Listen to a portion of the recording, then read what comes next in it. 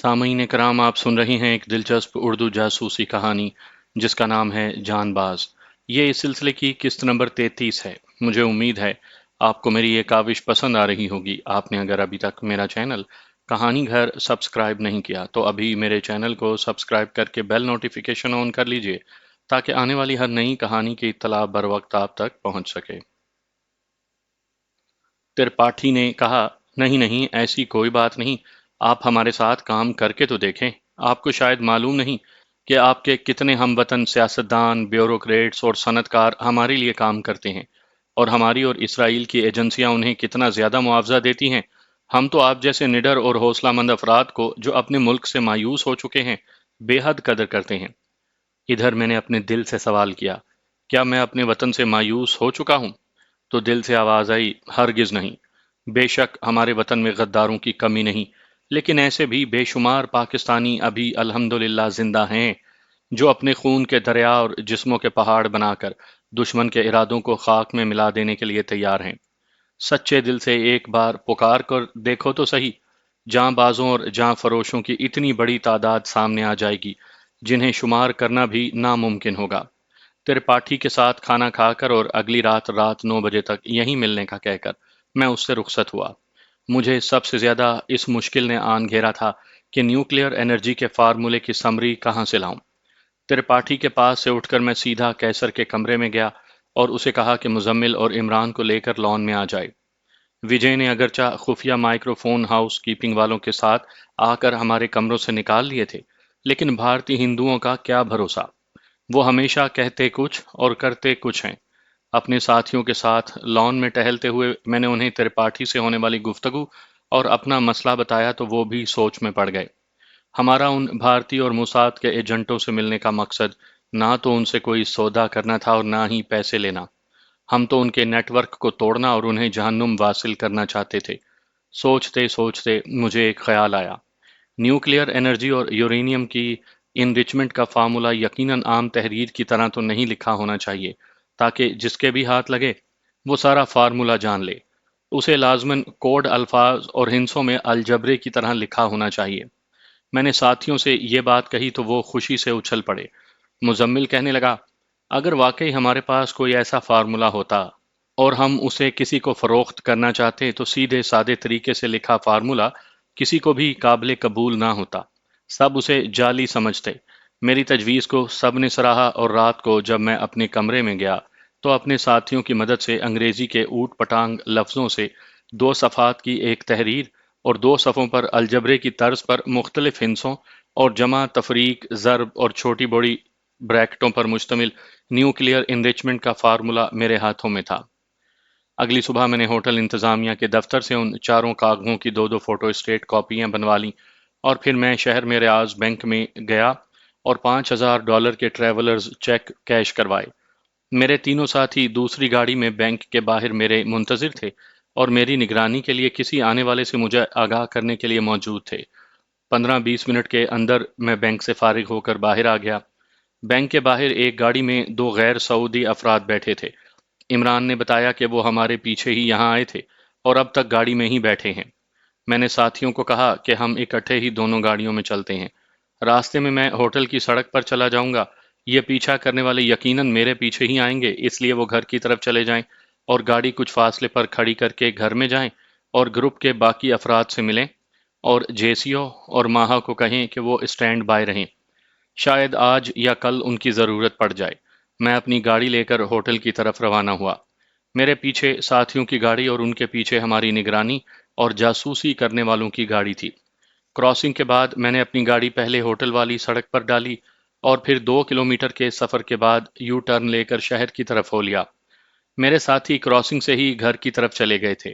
मेरे U turn करने पर निगरानी करने वालों को बड़ी मुश्किल आन पड़ी। अगर वो भी यू टर्न लेते तो अपनी समझ के मुताबिक वो मेरी नज़रों में आ जाते, लिहाजा वो आगे ही बढ़ते रहे।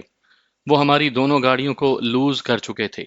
मैं 2 घंटे शहर में यूं ही घूमने के बाद होटल वापस पहुंचा तो इमरान, मुजम्मिल और कैसर वापस आ चुके थे। हमारे तमाम साथी बखैरियत थे और इमरान ने मेरा स्टैंड बाई रहने का पैगाम माहा और जेसीओ को दे दिया था। आज रात की मीटिंग मेरे लिए बड़ी अहम थी। جدہ سے آنے والے ترپاٹھی کے معاون تھے یا سینئر، اور الرز کا مصری انجینئر کیا واقعی مصری تھا یا اسرائیلی؟ ان سب باتوں کا علم مجھے میٹنگ میں ہونا تھا۔ یہ بھی ممکن تھا کہ ہم پاکستان کے خلاف کام کرنے والے اصل خفیہ ہاتھوں تک پہنچنے کے لیے مزید انتظار کرتے، یا آج رات ہی ہمیں بریدہ کے سلیمان ہوٹل میں جمع ہونے والوں کو ٹھکانے لگانا پڑتا۔ ان باتوں کا فیصلہ آج رات ہی ہونا تھا۔ میں نے مزمل، عمران اور کیسر کو کہا کہ اگر ہمیں ان لوگوں کو ختم کرنا ہوا تو بارودی اسلحے کو ہم کوئی اور چارہ نہ دیکھتے ہوئے آخر میں استعمال کریں گے، ورنہ پہلے اپنے بازوؤں کی طاقت، آہنی مکے کی ضرب اور رامپوری چاقو کی تیز دھار سے ہی کام نکالنے کی کوشش کریں گے۔ ہم نے آج رات کی میٹنگ اور اس کے بعد کے متوقع حالات سے نپٹنے کی مکمل تیاری کر لی تھی۔ ماہا اور جیسیو کو پہلے ہی سٹینڈ بائی رہنے کی ہدایت مل چکی تھی۔ میں نے بعد دوپہر دونوں بنگلہ دیشی سپاہیوں اور تھائی نمبر 2 کو بھی عمران کے ہاتھ کہلا بھیجا کہ گھر پر کھڑی دونوں گاڑیوں میں وہ ماہا اور جیسیو کے ہمراہ رات کو 8 بجے فندق سلیمان کے پارکنگ ایریا میں آ جائیں۔ مزمل نے کہا کہ گھر میں صرف سپنا اور رضی رہ جائیں گے۔ ممکن ہے دشمن کو گھر میں ہمارے ساتھیوں کی موجودگی کا بھی علم ہو چکا ہو، اس لیے بہتر ہے کہ رضی اور سپنا کو گھر میں چھوڑنے کے بجائے باقی ساتھی انہیں بھی ہمراہ لے آئیں۔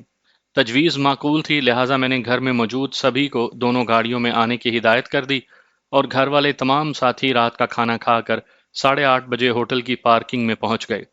ادھر مزمل، عمران، کیسر اور میں نے بھی اپنے اپنے کمروں میں کھانا منگوا کر کھایا، اور ٹھیک 8:45 یہ تینوں میری ہدایت کے مطابق لابی میں جا کر رسائل کی ورک گردانی کرنے لگے۔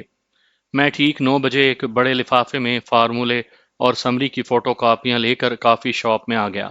ترپاٹھی کے ساتھ 5 اجنبی بیٹھے تھے، جن میں سے شکل و صورت کے لحاظ سے 2 مصری یا اسرائیلی اور 3 بھارتی معلوم ہوتے تھے۔ ترپاٹھی مجھے دیکھتے ہی کھڑا ہو گیا اور اشارے سے مجھے اپنی طرف بلایا۔ اس ٹیبل کی 7ویں کرسی خالی تھی۔ ترپاٹھی نے مجھے اس پر بیٹھنے کو کہا اور اپنے ساتھیوں کا مجھ سے صرف یہی تعارف کروایا کہ یہ سب میرے ساتھی ہیں۔ ہلکی مسکراہٹوں کے تبادلے کے بعد ان میں سے ایک نے عربوں کے لہجے میں انگریزی بولتے ہوئے مجھ سے پوچھا کہ کیا میں مطلوبہ کاغذات لے آیا ہوں؟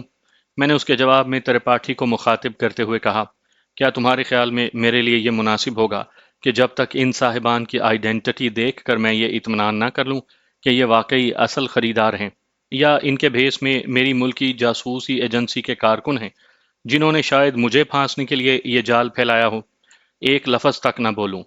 میں نے تیزی سے انگریزی بولتے ہوئے یہ بات کہی تھی جسے میرے اندازے کے مطابق مصری یا اسرائیلی وہ شخص سمجھ نہ سکے، اور ترپاٹھی سے پوچھنے لگے کہ میں نے کیا کہا ہے۔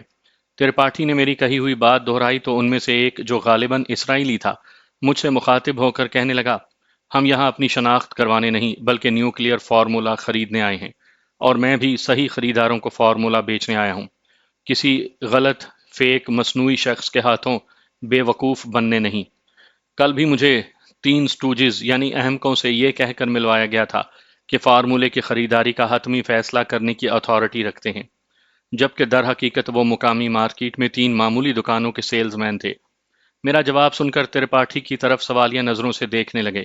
ترپاٹھی نے ان سیلز مینوں کے متعلق بتایا تو ایک بھارتی نے ترپاٹھی کو ڈانٹتے ہوئے کہا، میں حیران ہوں کہ تم جیسے نااہل شخص کو ایسی اہم ذمہ داری کی پوسٹ پر کیوں بھیجا گیا؟ کیا تمہارا کوئی بھائی یا داماد لوک سبھا کا ممبر ہے؟ ترپاٹھی آنکھیں جھکائے بیٹھا تھا۔ وہ شخص جو یقیناً ترپاٹھی کا افسر اعلیٰ تھا مجھ سے مخاطب ہوا، میں بھارتی فوج میں میجر جنرل ہوں اور یہ میری سروس بک ہے۔ یہ کہتے ہوئے اس نے اپنی سروس بک نکال کر مجھے دکھائی اور باقیوں کو اور ترپاٹھی کو بھی کہا کہ اپنی شناخت کروائیں۔ اس کے ساتھ آنے والے دونوں میں سے ایک بھارتی فوج میں لیفٹیننٹ کرنل اور دوسرا ٹاٹا کمپنی کا انجینئر تھا، اور ترپاٹھی ڈی ایم آئی میں ریسرچ اینڈ انالیسس کا ڈائریکٹر تھا۔ ٹاٹا کمپنی بھارت کی سب سے بڑی کمپنی ہے جس میں کامن پن سے لے کر جہاز تک بنتے ہیں، اور اس کمپنی نے ٹاٹا نیوکلیئر ریسرچ کے نام سے ایک بہت بڑا ایٹمی ریسرچ کا شعبہ بنایا ہے۔ ڈی ایم آئی میں ریسرچ اینڈ انالیسس کا شعبہ بعد میں اتنا وسیع کر دیا گیا کہ اسے بھارت کی سب سے بڑی اور متحرک جاسوسی ایجنسی را یعنی ریسرچ اینڈ انالیسس ونگ کا نام دیا گیا۔ ان سب نے اپنے شناختی کارڈ اپنے ہاتھوں میں پکڑے مجھے دکھائے اور واپس جیبوں میں ڈال لیے۔ مصری نے کہا کہ میں الرس میں ایک الیکٹریکل انجینئر اور پاور پلانٹ کا انچارج ہوں۔ چھٹے نے اپنی شناخت کروانے سے انکار کرتے ہوئے کہا، کہ میں خریدار ہوں اور اپنی شناخت نہیں کرواؤں گا۔ وہ لب و لہجے سے اسرائیلی لگ رہا تھا۔ میں نے اسے کہا کہ تمہاری شناخت کی ضرورت بھی نہیں ہے، کیونکہ مجھے علم ہے کہ تم موساد کے ایجنٹ ہو اور جدہ میں ایک مغربی کمپنی میں کام کرتے ہو۔ میرے یہ کہنے پر وہ حیران نظروں سے مجھے دیکھنے لگا، حالانکہ میں نے یہ بات یوں ہی کہہ دی تھی۔ اب میری باری تھی۔ میں نے ترپاٹھی کی طرف اشارہ کرتے ہوئے کہا۔ ترپاٹھی نے فارمولے اور بلیو پرنٹس کے لیے میری مانگی ہوئی رقم کے مساوی رقم مجھے کہوٹا پلانٹ کو تباہ کرنے کے لیے آفر کی ہے۔ کیا آپ کو اس بات کا علم ہے اور آپ مجھے یہ رقم بھی دینے کو تیار ہیں؟ میری بات سنتے ہی موساد کا ایجنٹ بولا، مجھے منظور ہے۔ اس کے یہ کہنے سے صاف ظاہر ہو گیا کہ وہ اسرائیلی اور موساد کا ایجنٹ ہے، ورنہ بھارتی میجر جنرل میرے سوال کا جواب دیتا۔ میں نے کاغذات کا لفافہ قمیض اور بنیان کے درمیان پینٹ میں اڑس رکھا تھا۔ لفافہ نکالتے ہوئے میں نے پوچھا، "What will be the mode of payment?" یعنی رقم کی ادائیگی کا طریقہ کار کیا ہوگا؟ میجر جنرل نے تقریباً جھپٹتے ہوئے مجھ سے لفافہ لیا اور اس میں سے کاغذات نکال کر ایک سرسری سی نظر ڈالی، اور جب کچھ پلے نہ پڑا تو ٹاٹا کے انجینئر کو کاغذات دیے۔ موٹے عدسوں کی اینک پہنے ٹاٹا کے انجینئر نے کاغذات کا عمیق نظروں سے جائزہ لیا اور بولا، مجھے تو کچھ سمجھ میں نہیں آتا کہ ان میں کیا لکھا ہے۔ آپ درست کہتے ہیں، جب تک اس فارمولے اور سمری کو ڈیکوڈ نہ کیا جائے کچھ سمجھ میں نہیں آ سکتا۔ پاکستانی سائنسدان اتنے بے وقوف نہیں کہ اتنے اہم فارمولے اور اس کی سمری کو سیدھی سادی انگریزی میں لکھ کر چھوڑ دیں۔ میں نے یہ کہتے ہوئے کرسی کی پیٹھ سے ٹیک لگا لی۔ اس کی ڈیکوڈ بک آپ کے پاس ہے؟ میجر جنرل نے مجھ سے پوچھا۔ یقیناً ہے، لیکن میں اسے فارمولے، بلو پرنٹس اور سمری کے ساتھ اس وقت دوں گا جب مجھے رقم مل جائے گی۔ کیوں مسٹر ترپاٹھی، یہی بات طے ہوئی تھی نا؟ میں نے ترپاٹھی سے سوالیہ لہجے میں پوچھا۔ ترپاٹھی اس بات میں سر ہلا کر رہ گیا۔ میں کامیابی سے جال پھینک چکا تھا اور شکار اس میں پھنس چکے تھے۔ فارمولا اور سمری ان کے ہاتھ میں تھی اور ڈیکوڈ بک میرے پاس۔ ٹاٹا کا انجینئر فارمولے اور سمری کے اوٹ پٹانگ الفاظ کو دوبارہ دیکھ رہا تھا کہ شاید اسے ڈیکوڈ کرنے کا کوئی سرا مل ہی جائے، اور میں سوچ رہا تھا کہ ہمارا آئندہ قدم کیا ہونا چاہیے۔ سارا گروپ میرے سامنے تھا اور میرا اصل مقصد یہ تھا کہ ان پاکستان دشمنوں کو واصل جہنم کیا جائے۔ میں نے ٹاٹا کے سائنسدان سے کاغذات واپس لے کر لفافے میں ڈالے اور یہ کہتے ہوئے اٹھنے لگا کہ میرے خیال میں آپ سودا کرنا نہیں چاہتے، اس لیے اب میرا آپ کے ساتھ بیٹھنا بیکار ہے۔ میں اٹھ رہا تھا کہ موساد کے ایجنٹ نے دھیمے اور ترش لہجے میں مجھے مخاطب کرتے ہوئے کہا، مسٹر، ذرا ٹیبل کے نیچے دیکھو، تم میرے پسٹل کی زد میں ہو۔ اگر زندگی چاہتے ہو تو خاموشی سے ہمیں اپنے کمرے میں لے چلو، باقی باتیں وہیں ہوں گی۔ میں کھڑا ہو چکا تھا، اس لیے ٹیبل کے نیچے دیکھنا میرے لیے مشکل تھا۔ موساد کے ایجنٹ نے اپنا پسٹل میز کے سامنے کرتے ہوئے کہا، اب تو دیکھ لیا کہ میں غلط نہیں کہہ رہا، چپ چاپ اپنے کمرے کی طرف چلو۔ سب کھڑے ہو گئے۔ ایجنٹ نے کاغذات مجھ سے لے کر اپنے پسٹل کو ان میں چھپا لیا اور میں ان کے نرغے میں کمرے کی طرف چل پڑا۔ لابی میں مزمل، عمران اور کیسر اب بھی بیٹھے تھے۔ ان کے قریب سے گزرتے ہوئے میں نے ذرا اونچی آواز میں کہا، میں جانتا ہوں کہ میرے کمرے میں لے جا کر آپ مجھے ہلاک کر دیں گے، لیکن بے سود، کیونکہ ڈیکوڈ بک کمرے میں نہیں۔ میرے ساتھیوں نے جو ہمیں جاتے ہوئے دیکھ رہے تھے میری آواز سن لی تھی۔ کمرے کو جانے والی لابی کی سیڑھیاں چڑھتے ہوئے میں نے دیکھا وہ تینوں اپنی جگہ سے غائب تھے۔ ٹیبل سے اٹھتے وقت میں نے جان بوجھ کر کمرے کی چابی آہستہ سے فرش پر پھینک دی۔ کمرے کے دروازے پر پہنچ کر میں نے پینٹ کی جیبوں کو ٹٹولتے ہوئے کہا، کمرے کی چابی میں ٹیبل پر ہی بھول آیا ہوں یا وہیں میری جیب سے گر گئی ہوگی۔ میجر جنرل نے میرے داہنے ہاتھ کو پکڑ کر مروڑتے ہوئے کہا، کوئی چالاکی نہ کرنا ورنہ یہیں تمہاری لاش تڑپتی نظر آئے گی۔ لیفٹیننٹ کرنل چابی لینے کافی شاپ میں گیا۔ میں اتنا ہی وقفہ چاہتا تھا تاکہ میرے ساتھیوں کو مجھ تک پہنچنے کے لیے مناسب وقت مل جائے۔ لیفٹیننٹ کرنل کافی شاپ سے چابی لے کر واپس پلٹا اور کمرے کا دروازہ کھولنے لگا۔ سب کا دھیان کمرے کی طرف تھا اور انہیں اس وقت تک یہ علم نہ ہو سکا جب تک کہ 5 پستولوں اور ریوالوروں کی نالیاں ان کی گردنوں سے لگ نہ گئیں اور مزمل کی یہ آواز نہ آئی، ہینڈز اپ ورنہ گولیوں سے تمہیں بھون دیا جائے گا۔ ان پانچوں نے تو گردنیں گھمانے کی بھی جرت نہ کی اور ہاتھ اوپر اٹھا لیے۔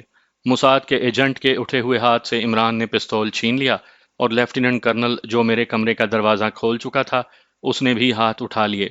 میرے تینوں ساتھیوں کے ہمراہ جیسیو، تھائی نمبر 2 اور ماہا بھی تھی۔ میرے ساتھی ان سب کو دھکیلتے ہوئے میرے کمرے کے اندر لے گئے۔ میں نے بھی اپنا پسٹل نکال لیا تھا۔ ہم نے ان سب کو دیوار کی طرف منہ کرنے اور اس کے ساتھ لگ کر کھڑے ہونے کا کہا۔ جیسیو اور تھائی نمبر 2 نے ان کی تلاشی لی اور ان کی جیبوں میں پڑی ہوئی تمام اشیاء نکال کر فرش پر ڈھیر کر دیں۔ عمران کا کمرہ ساتھ ہی تھا۔ وہ اپنے کمرے سے نائلون کی وہ رسی اٹھا لایا جسے پرسوں ہی اس نے نقلی ایجنٹوں کا پیچھا کرتے ہوئے خریدا تھا۔ کیسر نے اپنے چاقو سے رسی کے ٹکڑے کیے اور ان 6 افراد کے ہاتھ پاؤں مضبوطی سے باندھ دیے۔ میں نے ہاؤس ٹیلی فون پر وجے کو کہا کہ وہ فوراً میرے کمرے میں آ جائے۔ 5-7 منٹ میں ہی وجے بھی دستک دے کر کمرے میں داخل ہوا تو عمران اور تھائی نمبر 2 اس پر اس سے پہلے جھپٹ پڑے کہ وہ کمرے کے حالات کا جائزہ لے سکتا۔ میرے ساتھی بجلی کی پھرتی سے کام کر رہے تھے۔ کیسر نے اپنے چاقو سے پلنگ کی چادر کو پھاڑ کر 7 ٹکڑے بنائے جن سے ان سب کے منہ باندھ دیے گئے۔ اس کام سے فارغ ہو کر کیسر اور عمران نے ایسی سوالیہ نظروں سے میری طرف دیکھا کہ اب کیا کیا جائے، اور مزمل نے مجھ سے کہا بہتر ہے انہیں ختم کر دیا جائے۔ ہرگز نہیں، یہ تو ہمارے مہمان ہیں اور ہمارے لیے گیٹ وے آف انفارمیشن ہے۔ میں نے سرگوشی میں جواب دیا۔ کیسر کو اشارہ کرتے ہوئے میں نے پہلے لیفٹیننٹ کرنل اور پھر وجے کے سینے پر پاؤں دھرا۔ کیسر نے اپنا رام پوری پھر کھول لیا تھا۔ اس نے نہایت صفائی سے ان دونوں کی گردنیں کاٹیں۔ ان کی گردنوں سے خون فوارے کی طرح بہنے لگا۔ میں نے باقی قیدیوں کو مخاطب کرتے ہوئے کہا، ان دونوں کا یہ حشر محض تمہیں یہ بتانے کے لیے کیا گیا ہے کہ اگر تم نے میرے سوالوں کے صحیح جوابات نہ دیے تو تمہارا بھی یہیں پر ایسا ہی انجام ہوگا۔ وہ پانچوں کرنل اور وجے کے بے جان جسموں سے بہتے ہوئے خون کو آنکھیں پھاڑے دیکھ رہے تھے۔ میں نے عمران کو کہا کہ قیدیوں کے بائیں جانب سے ایک ایک کا منہ کھولے اور اسے میرے پاس لائے۔ میں صوفے پر بیٹھ گیا۔ پہلا نمبر جنرل کا تھا۔ عمران نے اس کے چہرے پر چند ٹھڈے رسید کیے اور اس کے منہ سے کپڑا ہٹا کر اسے میرے سامنے لا کھڑا کیا۔ جنرل سول کپڑے پہنے میرے سامنے کھڑا تھا۔ اس کی ٹانگیں تھر تھر کانپ رہی تھیں۔ میں نے اس کی حالت دیکھتے ہوئے کہا، دیکھو جنرل، اس وقت نہ تو تم بھارت میں ہو اور نہ ہی تم نے یونیفارم پہنی ہوئی ہے کہ میں بین الاقوامی اصولوں کے مطابق تمہارے ساتھ امتیازی سلوک کروں۔ اپنے کرنل اور وجے کا حشر تم دیکھ چکے ہو، اس لیے تمہارے لیے بہتر یہی ہے کہ میرے سوالوں کا ٹھیک ٹھیک جواب دو۔ اگر تم نے ہمارے ساتھ پورا تعاون کیا تو ممکن ہے میں تمہیں زندہ چھوڑ دوں، ورنہ تمہیں آسان اور باعزت موت کی گارنٹی دیتا ہوں۔ فوج میں سینے پر گولی لگنے سے مرنے کو باعزت موت کہتے ہیں۔ دوران جنگ کسی فوجی کی بہادری سے باعزت موت پر اسے میدان جنگ میں دفنا کر اور اس کی رائفلوں کو قبر کے سرہانے گاڑ کر مرنے والے فوجی کی ہیلمٹ کو رائفل پر رکھ دیتے ہیں۔ پھر بوکل سے مخصوص دھن یعنی لاسٹ پوسٹ آخری مورچہ بجا کر اسے تعظیم دی جاتی ہے۔ کسی فوجی کو پھانسی دے کر یا کسی اور طریقے سے مارنے کو ذلت کی موت سمجھا جاتا ہے، لیکن یہ رسم ان فوجیوں کے لیے ہی اہمیت رکھتی ہے جو بہادر ہوں، بھارتی فوجیوں کے لیے نہیں، کہ جب کبھی بھی وہ گھیرے میں آ گئے یا موت ان کو سامنے دکھائی دینے لگی تو وہ ہاتھ پاؤں جوڑ کر اور اپنے بال بچوں پر رحم کرنے کا کہہ کر رو رو کر جان بخشی کی بھیک مانگتے ہیں۔ جنرل اس وقت تمام فوجی اصول و قواعد بھول چکا تھا اور بار بار التجائیں کر رہا تھا کہ اسے زندہ چھوڑ دیا جائے۔ میں نے اس سے جو بھی سوالات پوچھے اس نے ہر ایک سوال کا جواب دیتے ہوئے ہر بار تان اس پر توڑی کہ اسے زندہ چھوڑ دیا جائے۔ میں نے اپنے سوال اور جنرل کے دیے ہوئے جواب یہاں اس لیے نہیں بتائے کیونکہ اس کے جوابوں کی روشنی میں ہم نے آئندہ مشنوں کو ترتیب دیا، اس لیے انہیں یہاں بیان کرنے سے ان مشنوں کی دلچسپی ختم ہو جائے گی۔ جنرل کے متعلق یہاں صرف یہی عرض کروں گا کہ اس نے اپنی جان کے خوف سے ہمیں وہ کچھ بھی بتا دیا جس کی مدد سے ہمیں اپنے آئندہ ٹارگٹس کے حصول میں بڑی مدد ملی۔ جب جنرل سے میں نے تمام سوالات پوچھ لیے تو میرے اشارے پر عمران نے اس کے سر کے پچھلے حصے پر اپنے ریوالور کے دستے کی چوٹ لگا کر اسے بے ہوش کر دیا۔ سامعین، اس وقت میں اور میرے ساتھی بے حد ذہنی تناؤ کا شکار تھے۔ سعودی عرب میں ہم نے پہلی بار 2 افراد یعنی کرنل اور وجے کو ہلاک کیا تھا، اور جو زندہ قیدی ہمارے پاس تھے اگر ہم انہیں زندہ چھوڑ دیتے تو بہت تھوڑے وقت میں سعودی پولیس ہمیں گرفتار کر لیتی اور ہم سب کا انجام جامع مسجد کے سامنے ہمارے سر قلم کرنے سے ہوتا۔ میں اور میرے ساتھی موت سے ڈرتے تو نہیں تھے کیونکہ ہم تو شروع سے ہی سر ہتھیلی پر لیے پھر رہے تھے۔ ہمیں صرف یہ خوف تھا کہ کہیں اپنے مشنوں کی تشنگی سے قبل ہی ہم گرفتار نہ کر لیے جائیں اور ہماری روحیں بھی نامکمل مشنوں کی تشنگی میں بھٹکتی نہ رہیں۔ میں نے مزمل کے کان میں کچھ کہا اور وہ کمرے سے باہر چلا گیا۔ اب ترپاٹھی کی باری تھی۔ اسے میرے سامنے لایا گیا تو اس کی حالت دیکھ کر مجھے ہنسی آ گئی۔ ہم نے اس پر ابھی تک کوئی سختی نہیں کی تھی، لیکن صرف خوف اور 2 خون اگلتی بے سر کی لاشیں دیکھ کر ہی اس کی پتلون اور فرش کا وہ حصہ جہاں وہ پڑا تھا گندا ہو چکا تھا۔ ترپاٹھی، میں نے اسے مخاطب کرتے ہوئے کہا، تم نے دیکھ لیا ہے کہ زندگی اور موت کے درمیان کس قدر باریک لکیر کھینچی ہے۔ اس لیے اس سے پہلے کہ تمہاری موت اس لکیر کو کراس کر جائے، مجھے ان اسرائیلی، بھارتی اور پاکستانی ایجنٹوں کے نام اور پتے بتا دو جو سعودی عرب میں پاکستان کے خلاف کام کر رہے ہیں۔ تمہارے جنرل نے ہمیں اچھی خاصی انفارمیشن دے دی ہے، اس لیے ہم نے اسے ہلاک نہیں کیا۔ تم بھی سب کچھ بتا کر اپنی جان بچا سکتے ہو۔ ترپاٹھی ڈی ایم آئی کا پرانا گھاگ تھا۔ لاشوں کو دیکھ کر اپنی جان کے خوف سے اس نے اپنی پتلون تو گندی کر دی تھی، لیکن جب اسے میرے سامنے کھڑا کیا گیا تو وہ خاصا سنبھل چکا تھا۔ وہ پاکستان دشمن ایجنٹوں کے نام پتے بتانے کے بجائے لگا ادھر ادھر کی ہانکنے۔ اس نے بالکل وہی انداز اختیار کیا جو میں نے اپنی ڈی ایم آئی کی حراست کے دوران تفتیشی ٹیموں کو بھارت افواج کے متعلق وہ اطلاعات دے کر جو خاصی پرانی تھی، اور تفتیشی ٹیموں کو ان کی اپنی افواج کے متعلق راز افشا کر کے الجھا دیا تھا۔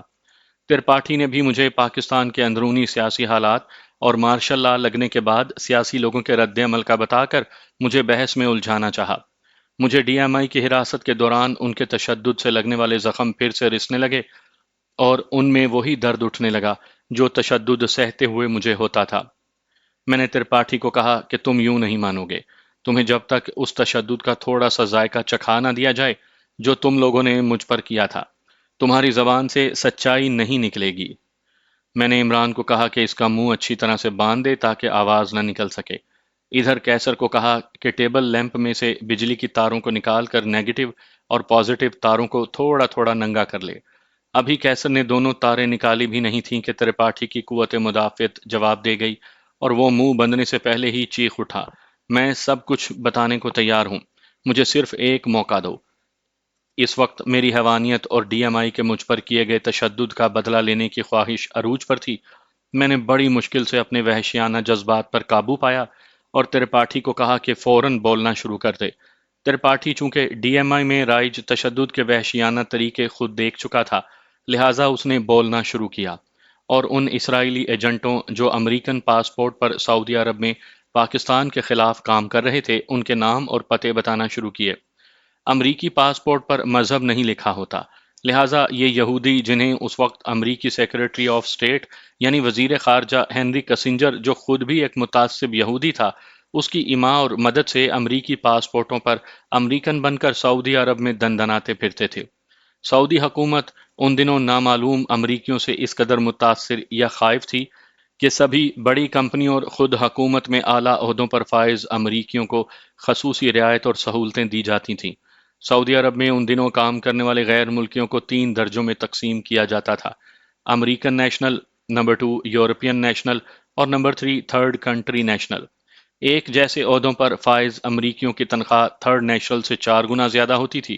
11 ماہ کام کرنے کے بعد 1 ماہ کی تنخواہ اور واپسی ٹکٹ سمیت چھٹی کے علاوہ 20 روز کی آر چھٹی یعنی ریسٹ اینڈ ریلیکسیشن لیو، اور یورپ میں کسی بھی مقام کے لیے ریٹرن ٹکٹ کے علاوہ سالانہ تنخواہ کے 20% کے برابر بونس بھی دیا جاتا تھا۔ یورپین شہریوں کو بونس کے سوا باقی تمام یہی سہولیات دی جاتی تھیں، اور تھرڈ نیشنل، جن میں مصری، سوڈانی، پاکستانی، تھائی، فلپائنی، بھارتی اور مشرق کی باقی ساری قومیں تھیں، افسران کو 11 ماہ کے بعد 1 مہینے کی چھٹی، اور ادنا ملازمین کو 23 ماہ کے بعد 1 ماہ کی چھٹی ملتی تھی۔ اور بس، ترپاٹھی نے مجھے ان یہودیوں کے نام اور پتے دیے جو امریکن پاسپورٹس پر سعودی عرب میں کام کر رہے تھے اور دراصل موساد کے ایجنٹ تھے۔ ان کے علاوہ ان بھارتیوں کے نام بھی دیے جو وہاں ملازمت یا کاروبار کر رہے تھے اور دراصل بھارتی خفیہ ایجنسیوں کے پے رول پر تھے۔ ان کے ذمہ یہ کام تھا کہ اول سعودی عوام اور حکومت کو پاکستان سے متنفر کریں، دوم پاکستان سے درآمد شدہ اعلیٰ کوالٹی کی اشیاء مثلا چاول، کپڑا اور فروٹ کو بھارتی کم تر درجے کی اپنی اشیاء سے بدل کر پاکستانی درآمدی اشیاء کو کم تر اور خراب اور بھارتی اشیاء کو اعلیٰ ثابت کریں، اور پاکستانی کام کرنے والوں کے خلاف جھوٹی شکایات کر کے انہیں گرفتار کروائیں، اور سزا بھگتنے کے بعد انہیں واپس پاکستان ڈپورٹ کروائیں۔ اس کام میں غدار پاکستانی بھی بھارتی ایجنسیوں کے پے رول پر تھے۔ مجھے ترپاٹھی کی باتوں پر یقین نہیں آیا تو وہ کہنے لگا، ان سب کے تو نہیں، لیکن کچھ کے نام پتے میری ڈائری میں بھی درج ہیں جو آپ نے میری جیب سے نکالی ہے، اور ایک بڑی ڈائری میرے اس سوٹ کیس میں ہے جو میرے کمرے میں ہے۔ میری باتوں کی یہ دونوں ڈائریاں تصدیق کر دیں گی۔ ہم آج رات سے اتنے مصروف اور ذہنی تناؤ کا شکار تھے کہ ہمیں یہ خیال ہی نہیں آیا کہ ترپاٹھی، جنرل، لیفٹیننٹ کرنل اور ٹاٹا کا انجینئر اسی ہوٹل میں ٹھہرے ہوئے تھے، اور ان کے سامان سے بھی ہمیں خاصا کچھ ہاتھ لگ سکتا تھا۔ ان سب کے کمروں کی چابیاں ریسیپشن پر تھیں۔ ریسیپشن پر جا کر تو ان کی چابیاں لینے کا سوال ہی پیدا نہیں ہوتا تھا۔ میں نے ہاؤس فون پر ریسیپشن والوں کو کہا کہ وجے کمار کہہ رہا ہے کہ کام ہو گیا ہے، لہٰذا ان چاروں کے نام لے کر ان کی چابیاں ویٹر کے ہاتھ میرے کمرے میں بھیج دی جائیں۔ ریسیپشن والوں نے کچھ پوچھنا چاہا تو میں نے کہا کہ اگر 5 منٹ کے اندر چابیاں میرے کمرے میں نہ پہنچی تو جنرل صاحب تم سے نپٹ لیں گے۔ ہوٹل کا سارا اسٹاف ہندو تھا اور بھارتی جنرل کے اس ہوٹل میں ٹھہرنے سے واقف تھا۔ چند منٹ میں ہی چابیاں لیے ویٹر نے میرے کمرے کے دروازے پر دستک دی۔ کیسر نے تھوڑا سا دروازہ کھولا اور ویٹر سے چابیاں لے لیں۔ ہم ابھی سوچ ہی رہے تھے کہ ان کمروں میں کیسے جائیں کہ مزمل، ماہا، سپنا اور رضی کو لے کر کمرے میں آ گیا۔ اس نے بتایا کہ ریسیپشن پر صرف ایک نائٹ شفٹ کا آدمی اونگ رہا ہے اور کار پارکنگ کے قریب ہوٹل کے مین گیٹ پر بھی کوئی نہیں۔ میں نے مزمل کو کہا تو وہ رضی اور جیسیو کو ہمراہ لے کر ان چاروں کمروں کی تلاشی لے کر اور سب کے سوٹ کیس اٹھا کر میرے کمرے میں لے آئے۔ میں نے جلدی جلدی ان کے سوٹ کیس کھولے اور تمام کاغذات، ڈائریاں اور ان کی جیبوں سے برآمد ہونے والی تمام اشیاء کو انہی کے ایک سوٹ کیس میں ڈال دیا۔ میں نے ماہا کو بتایا کہ ایک اسرائیلی ایجنٹ بھی موجود ہے تو اس کی آنکھوں میں چمک پیدا ہوئی اور وہ بولی، اس سے تو میں سب کچھ اگلوا لوں گی۔ میں نے گھڑی دیکھی تو صبح کے 4 بج رہے تھے۔ ہمیں ابھی ان گرفتار ایجنٹوں کو ٹھکانے بھی لگانا تھا اور اپنی جانیں بچانے کے لیے ہوٹل اور بریدہ سے بھی نکلنا تھا۔ میں نے عمران کے آہنی مکے اور اپنے ہاتھوں سے گردن کی مخصوص نسیں دبا کر جنرل، ترپاٹھی، مصری اور ٹاٹا کے انجینئر کو ختم کیا۔ ماہا کے کہنے پر ہم نے صرف اسرائیلی ایجنٹ کو ریوالور کے دستے کی چوٹ سے بے ہوش کر دیا تھا۔ عمران، مزمل، کیسر اور میں نے اپنا سامان سمیٹا۔ یہاں میں نے ایک فیصلہ کیا۔ ہم سب کی زندگیوں سے وہ اطلاعات اہم تھیں جو ہمیں مل چکی تھیں۔ میں نے کاغذات سے بھرا سوٹ کیس مزمل کے حوالے کیا اور اسے کہا کہ وہ فوری طور پر عمران کے ساتھ جدہ کے لیے روانہ ہو جائے اور وہاں اشرافیہ میں اشرفیہ ہوٹل میں ٹھہرے، اور اگر 3 روز تک ہم ان تک نہ پہنچ سکے تو وہ کاغذات پاکستانی سفارت خانے میں فرسٹ ملٹری اٹیچی کے سپرد کر دے۔ مزمل اور عمران نے میری بات ماننے سے صاف انکار کر دیا اور کہا کہ میں کاغذات لے کر نکل جاؤں جبکہ وہ بریدہ کے حالات کو سنبھال لیں گے۔ میں نے ان کے انکار کو سن کر کہا، تم اپنے لیڈر کی بات کو نہ مان کر ڈسپلن کی خلاف ورزی کر رہے ہو، جس کی تمہیں سخت سزا مل سکتی ہے۔ یہ ملکی مفاد کا معاملہ ہے اور اس پر میں تمہاری یا اپنی زندگی کو ہرگز ترجیح نہ دوں گا۔ وقت بہت کم ہے، میرے حکم کی فوری تعمیل کرو۔ مزمل اور عمران نے مجبور ہو کر کاغذات والا اور اپنا سوٹ کیس اٹھا لیا۔ ہم نے صرف زبانی ایک دوسرے کو الوداع کہا۔ ان کے کمرے سے جانے کے 10 منٹ کے بعد میں نے کیسر اور رضی کو کہا کہ بے ہوش اسرائیلی جاسوس کو دونوں بازوؤں سے تھام کر پارکنگ میں لے جائیں۔ ان کے پیچھے ہی ہم سب بھی دروازہ لاک کر کے گاڑیوں میں آ کر بیٹھ گئے۔ گھر پہنچتے ہی ہم نے سارا سامان سمیٹا اور میں نے کیسر، ماہا اور اسرائیلی جاسوسوں کے علاوہ باقی ساتھیوں کو بھی جدہ اسی ہوٹل میں مزمل اور عمران کے پاس جانے کا کہا۔ سارے ساتھی بھی چلے گئے۔ اب کیسر، ماہا بعد میں اسرائیلی جاسوس کے ہوش میں آنے کا انتظار کر رہے تھے۔ آج دل خون کے آنسو روتا ہے۔ آج جان باز تحریر کرنے کے لیے کئی بار دل کڑا کیا، کئی بار کاغذ اور قلم سنبھالا، لیکن ہاتھ لرز کر رہ گیا۔ میرے سامنے گزشتہ 2 دنوں کے اخبارات پڑے ہیں۔ کراچی، حیدرآباد، لاہور، سیالکوٹ اور کئی دوسرے شہروں میں پھر خون اور آگ کا کھیل شروع ہو چکا ہے اور بے گناہ پاکستانی مسلمانوں کا خون بہایا جا رہا ہے۔ کہیں کلاشن کوف کی گولیاں ان کے سینوں میں پیوست ہوتی ہیں اور کہیں بم دھماکے۔ خیر، کہانی کی طرف بڑھتے ہیں۔ صبح کی روشنی پھیلنے لگی تو کیسر نے مجھے کہا کہ پولیس کو یہ خبر ملنے کے بعد کہ فندق سلیمان کے ایک کمرے میں اتنے خون ہو چکے ہیں، وہ ہمارا بریدہ جیسے چھوٹے شہر سے نکلنا ناممکن کر دیں گے۔ اس لیے بہتر ہے کہ ہم سڑکوں کی ناکہ بندی سے پہلے ہی شہر سے نکل جائیں۔ اجنبی ملک، شہروں اور سڑکوں سے ناواقفیت، ہم واقعی خاصی بڑی مشکل میں گرفتار ہو چکے تھے۔ میں نے بے دلی سے کیسر کو کہا، قسمت میں جو کچھ لکھا ہے وہ تو ہو کر رہے گا، لیکن ہمیں اب واقعی اس شہر سے نکل جانا چاہیے۔ کیسر اور ماہا نے چند منٹوں میں اپنا سامان گاڑی میں رکھا۔ بے ہوش اسرائیلی جاسوس کے ساتھ کیسر پچھلی سیٹ پر اور میں ماہا کے ساتھ اگلی سیٹ پر بیٹھ گیا، اور ہم بریدہ سے ریاض جانے والی سڑک پر ہو لیے۔ لیکن جلد ہی ہمیں احساس ہو گیا کہ اس بڑی شاہراہ پر چیکنگ زیادہ ہوگی۔ میں نے گاڑی واپس گھمائی اور مدینہ جانے والی سڑک پکڑ لی۔ میرا دل کہہ رہا تھا کہ رحمت للعالمین کے رحمتوں سے بھرپور اس شہر میں ہمیں ضرور پناہ مل جائے گی۔ میں نے ماحول کی خاموشی کو توڑتے ہوئے ماہا کو کہا، ہم مدینہ جا رہے ہیں جس میں کسی غیر مسلم کا داخلہ ممنوع ہے۔ تم یہودی ہو، تمہارا وہاں جانا مناسب نہیں۔ ماہا نے نظریں نیچے کیے ہوئے جواب دیا، آپ لوگوں کے حسن سلوک اور عورت کی عزت کے مقام کو سمجھنے اور تھوڑا بہت اسلامی لٹریچر پڑھ کر مجھے خاصے عرصے سے یہ احساس ہو رہا تھا کہ میں اسلام قبول کر لوں۔ اب ہم اس شہر کی طرف جا رہے ہیں جہاں اللہ کے سچے اور آخری نبی محو استراحت ہیں۔ اس سے اچھا اور کون سا موقع ہوگا جب میں اسلام قبول کروں؟ میں نے ماہا کی یہ بات سن کر گاڑی سڑک کی ایک جانب کھڑی کر دی اور ماہا کو، جس نے پہلے ہی حجاب اوڑھ رکھا تھا، کلمہ پڑھوایا۔ کلمہ پڑھنے کے بعد ماہا نے اپنے دونوں ہاتھ اٹھا کر دعا مانگی، اے رب العالمین، میں سچے دل سے تیرے آگے اقرار کرتی ہوں کہ میں نے یہودیت کو چھوڑ کر اسلام قبول کیا ہے۔ تو دلوں کے بھید جاننے والا ہے، اپنے آخری نبی کے صدقے میں میرے گزشتہ گناہوں اور گمراہی کے کاموں کو معاف کر۔ پھر رسول اکرم صلی اللہ علیہ وآلہ وسلم کو مخاطب کرتے ہوئے بولی، اے محسن انسانیت، میں تیرے شہر میں اس یقین کے ساتھ داخل ہو رہی ہوں کہ تیری رحمتیں نہ صرف میرے ماضی کے گناہوں سے مجھے پاک کر دیں گی، بلکہ میری آئندہ زندگی میں بھی، جسے میں نے تیرے دین کی پناہ میں آ کر تیرے دین کی خدمت کے لیے وقف کر دیا ہے، میری رہبری کریں گی اور مجھے اپنے سابقہ گناہوں اور گمراہی کی زندگی کا کفارہ ادا کرنے میں میرے شامل حال رہیں گی۔ ماہا نے اپنے اسلام قبول کرنے کا اقرار اور دعائیں عربی زبان میں مانگی تھیں۔ بدقسمتی سے میں اور کیسر عربی زبان سے نابلد تھے، لہٰذا ماہا نے انگریزی میں ان کا ترجمہ سنایا، جسے میں نے اردو میں کیسر کو بیان کیا۔ ہم حیران تھے کہ ماہا جیسی خود سر عورت نے یکایک اسلام قبول کرنے کا فیصلہ اور دل کی گہرائیوں سے نکلنے والی دعائیں اور اپنے گناہوں کی معافی کے لیے ایسی پر اثر دعائیں کیسے مانگی۔ ماہا نے اپنی چرس اور ہیروئن کے اسٹاک کو اپنے سوٹ کیس سے نکال کر سڑک سے ذرا پرے ہٹ کر اس پتھریلے علاقے میں سپرد آتش کر دیا۔ کیسر اور میں اس کی ایک ایک حرکت کو بغور دیکھ رہے تھے۔ میں نے ان گندی نشاور منشیات کو اب سے ہمیشہ کے لیے چھوڑ دیا ہے، ماہا نے گاڑی میں بیٹھتے ہوئے کہا۔ اسرائیلی ایجنٹ کے جسم میں حرکت کے آثار دیکھ کر ماہا نے کہا، مجھے اس کے ساتھ بیٹھنے دو۔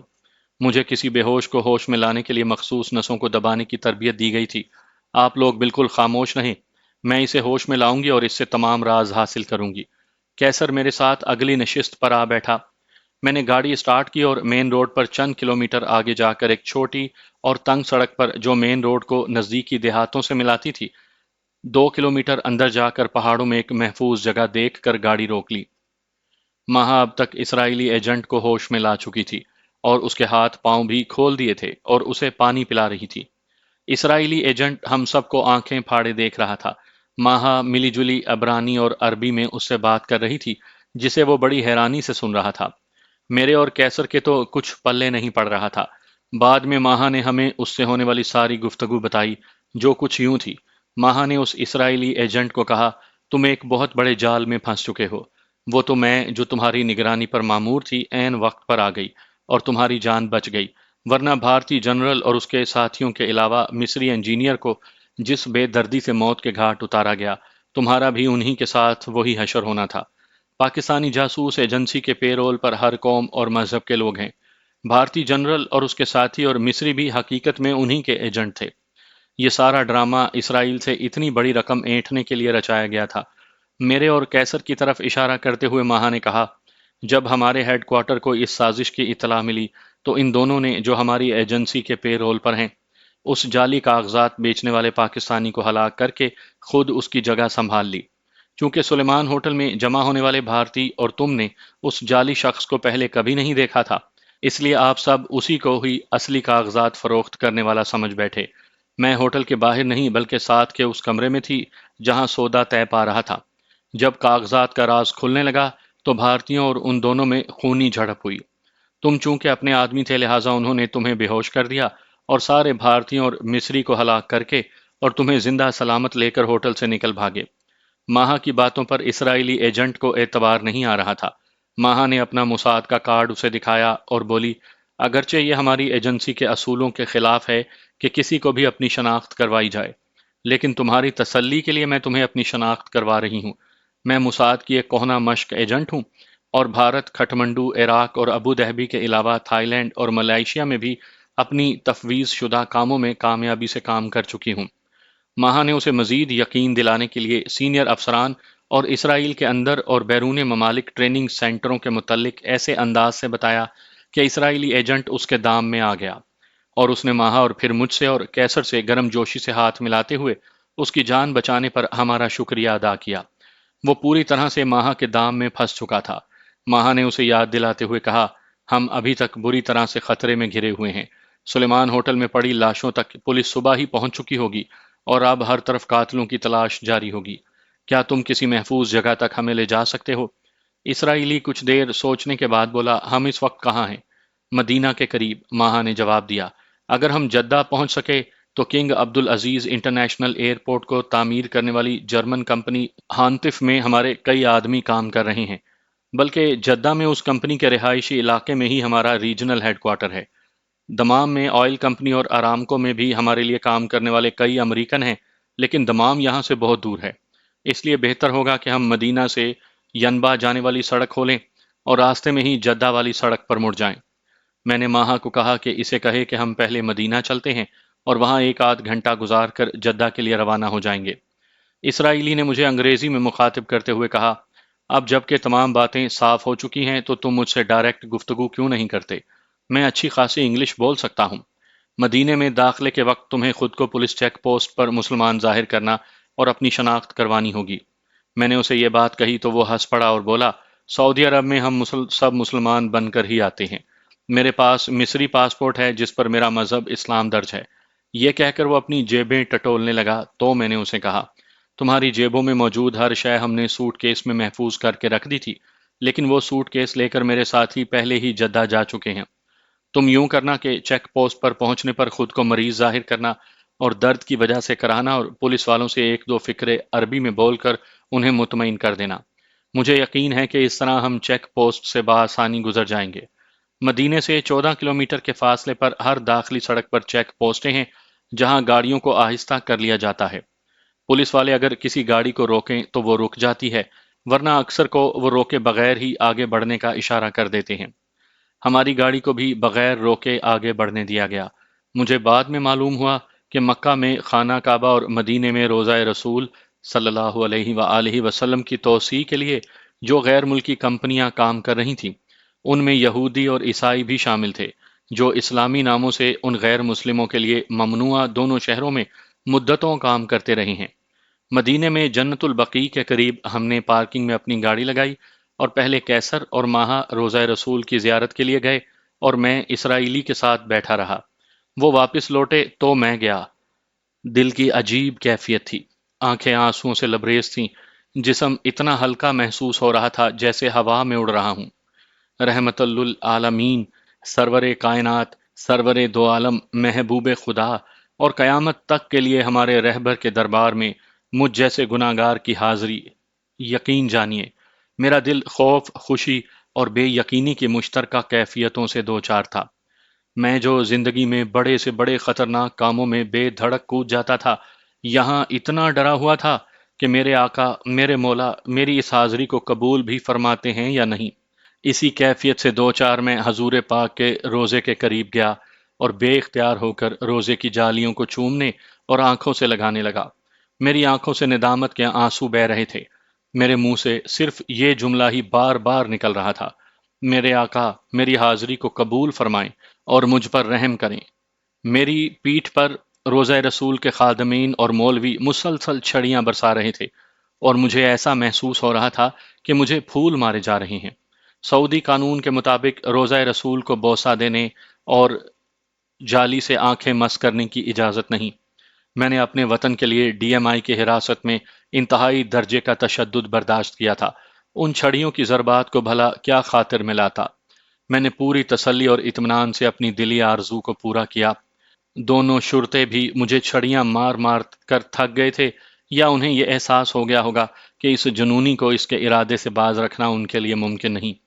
اب وہ دوسرے زائرین کی طرف متوجہ تھے۔ میں نے جی بھر کر اپنے ندامت کے آنسو حضور پاک صلی اللہ علیہ وآلہ وسلم کی خدمت میں پیش کیے، اور اپنی کوئی حاجت بیان کرنے کے بجائے صرف یہی دعا مانگتا رہا کہ حضور پاک میری حاضری کو قبول فرمائیں۔ میری سوچ کے مطابق اگر رسول پاک صلی اللہ علیہ وآلہ وسلم کسی کی حاضری کو قبول فرما لیں تو دنیاوی اور آخرت کی تمام حاجات خود بخود پوری ہو جاتی ہیں۔ روزے سے ہٹ کر میں نے 2 رکعت نوافل ادا کیے اور تھوڑی دیر تلاوت قرآن پاک کر کے واپس پارکنگ کی طرف لوٹا۔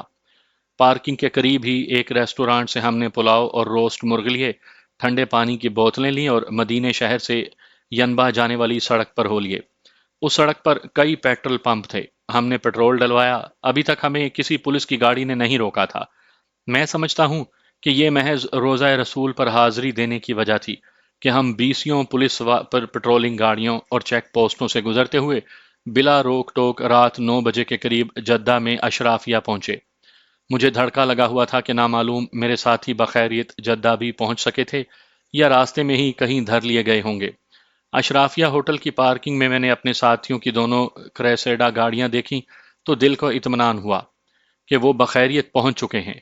میں نے اسرائیلی کو کہا کہ بریدہ کے حالات کی وجہ سے رات کو جدہ میں ہانتف کمپنی جانا محفوظ نہیں، اس لیے رات وہ ہمارے ساتھ ہی بسر کرے اور اگلی صبح اپنے ساتھیوں کے پاس جائے۔ ہوٹل میں کمرے لے کر میں نے پہلے اپنے ساتھیوں کے متعلق معلوم کیا اور ان کے کمروں کے نمبر لے کر مزمل کے کمرے میں گیا۔ ہم بھینچ بھینچ کر گلے ملے۔ مزمل نے تمام ساتھیوں کو اپنے کمرے میں بلوا لیا۔ ہم سب گلے مل کر اور ایک دوسرے کو بخیریت جدہ پہنچنے پر مبارکباد دیتے رہے۔